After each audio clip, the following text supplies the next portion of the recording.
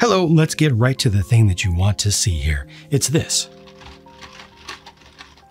This is the LEGO Super Mario World Mario and Yoshi animated sprite thing. Large scale statue. This has 1,215 pieces. Here's how it scales to one of those. Here's how it scales to a minifigure. It's about a little under 16 inches or 40 centimeters in height. I paid $130 US for this, and I built it live in one session over on Twitch, and I'm very happy with it. There's no point in even holding back. I might as well just get straight to that. I'm very happy with this overall for your TLDR.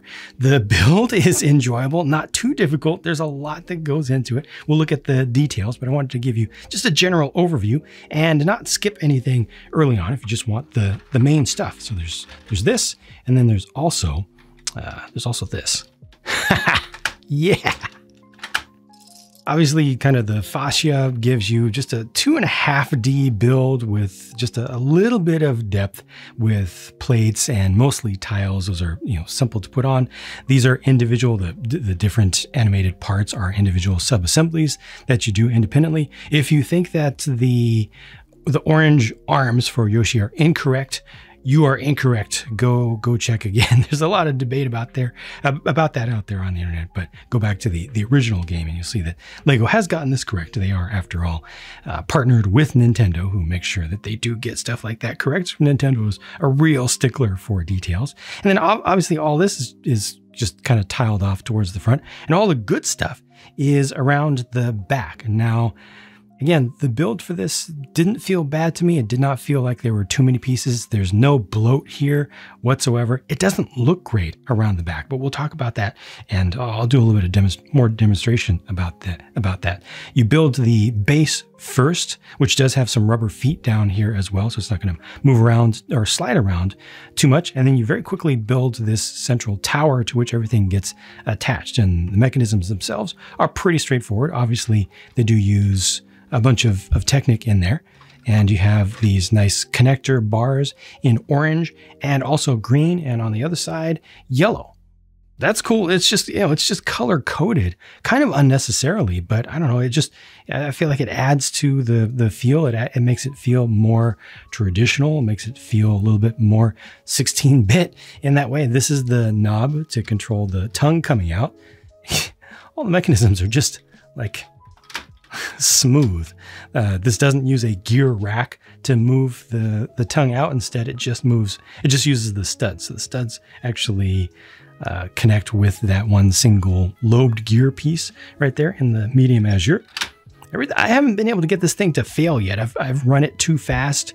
I've run it forward and then backward and stuff. Nothing just seems to make it really get caught, at least so far. And that's because of just how simple it is. What I like the most is how this leg down here is attached around the central body. So it's actually right here. You've got a single spot where there's a turntable on its side for the forward-facing leg to move. And then this is separate from that. It's just kind of free floating, but it's just pinned in with an axle with a stopper at the end. And then you've got all this space in between here. So it's kind of floating in front of it. And just the net result of it all is nice. The whole thing goes up and down. It has a good bit of weight to it. So when it comes down, it kind of makes itself come down. You don't have to put energy into it the whole time. I like the Yoshi head going forward and back, sliding forward and back. And just overall, yeah, again, I'm happy with the net result of it. Now, you may have seen one additional thing down here for connection with the Mario, with the digital Mario, this guy. That doesn't do a lot. What it does is cool. Really, really, really cool, in my opinion, as someone who hasn't used this system a lot, for about 30 seconds. So you put it on there. I'm not going to fully spoil it for you.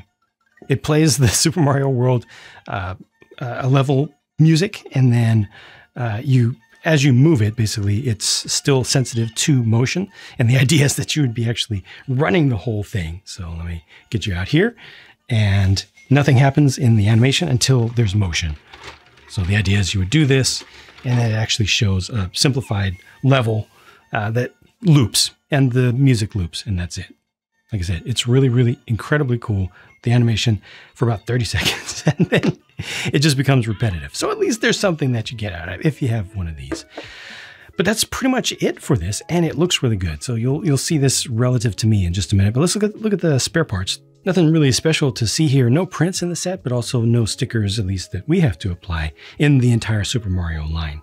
Again, this cost me $130 US. It's 130 euros, 115 pounds UK, or $170 Canadian for 1,215 pieces. No minifigures included, of course. Thank you, Nintendo, for choosing to disallow Lego from making minifigures for Mario stuff.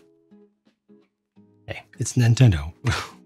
What do you expect? Weird stuff. Them and Lego together? Wow, that's two very interesting bubbles of culture there. But thankfully, they've together come out with something that I think is nice here. And I'm not biased in favor of Mario stuff. I'm not a must buy all the Mario things type of person. So I don't have any of that luggage to offload onto you. I wasn't raised with anything Nintendo. I've never played anything. I've never owned anything actually Nintendo. Technically, I own a Switch right now. It was a gift from a charity drive, but I haven't opened it yet.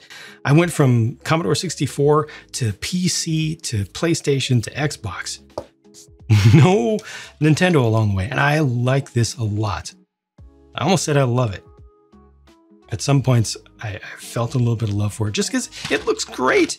Even for someone who's not a Nintendo fan, it's sprites, and I've been around long enough to remember lower resolution sprites, and this captures that. And it's big and it's bright and it's cheery.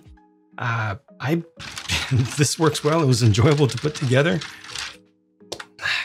There's very little that I dislike about it, but there is one thing I think that's valid to seriously criticize about it, and that is the look of it from around the sides. Because, head on, straight on, it's fine, right? But then, well, eventually it's not. That's not great. That's definitely not great. Now, they could have chosen to cover up all this stuff back here with just plain black pieces, would have added a ton to the cost. That's a bad choice. They could have chosen to make as many things back here black as possible. That's also a bad choice for the target audience, which primarily includes folks who are not super Lego fans. All the colors makes this much more of a joy to build, and it's important that they keep doing that in general. And there are no bad colors showing here. And interestingly, it doesn't look bad here. Still doesn't look bad. It's not until you go almost all the way to the side till it looks kind of bad. And then this way, I think a little bit less. So here, yeah, and you start to see the tongue, and you start to see this right here. But you have to turn it quite a bit before it starts to look bad. So I think that all things considered, this one definitely could have been a lot worse in that sense of the camera unfriendly angle range.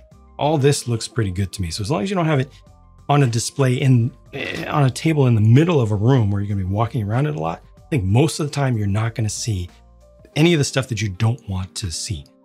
But if you are gonna display it in the middle of somewhere, that is definitely a valid thing to be concerned about.